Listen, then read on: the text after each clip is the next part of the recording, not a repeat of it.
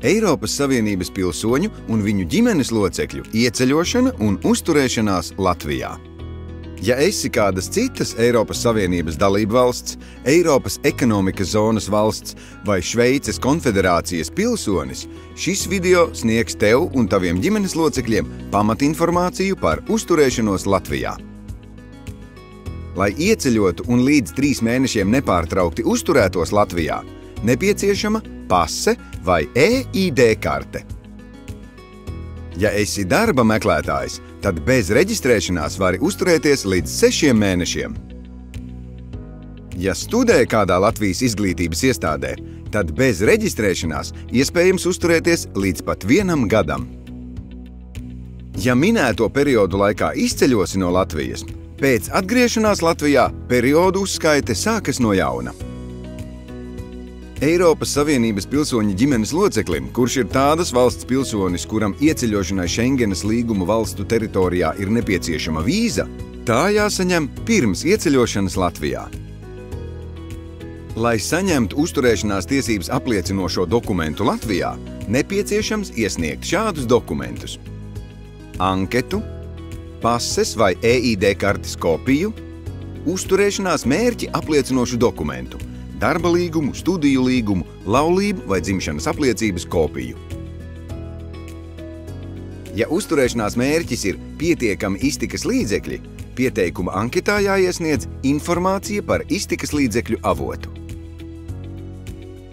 Ja uzturēšanās tiesību pieprasīšanas brīdī neesi darba attiecībās vai neveic komercdarbību Latvijā vai apvieno ģimeni ar Latvijas iedzīvotāju, kurš nav nodarbināts Latvijā, pieteikumam jāpievieno veselības apdrošināšanas polises kopija.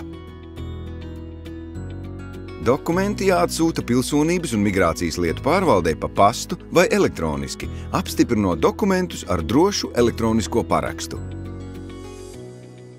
10 darba dienu laikā Pilsonības un migrācijas lietu pārvalde informēs par pieņemto lēmumu. Pēc tam jāvēršas jebkurā Pilsonības un migrācijas lietu pārvaldes teritoriālajā nodaļā, lai noformētu Eiropas Savienības pilsoņa reģistrācijas apliecību. Dokumenta noformēšana iespējama dzīvās rindas kārtībā vai iepriekš piesakot apmeklējuma laiku.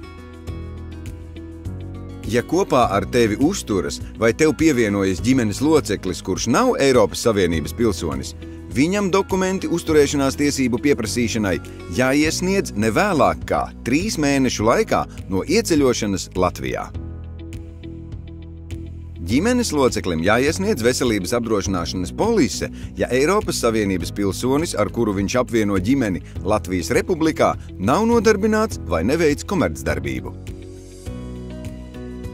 Pēc 5 gadu uzturēšanās Latvijā Eiropas Savienības pilsoņi un viņu ģimenes locekļi ir tiesīgi pieprasīt pastāvīgās uzturēšanās tiesības.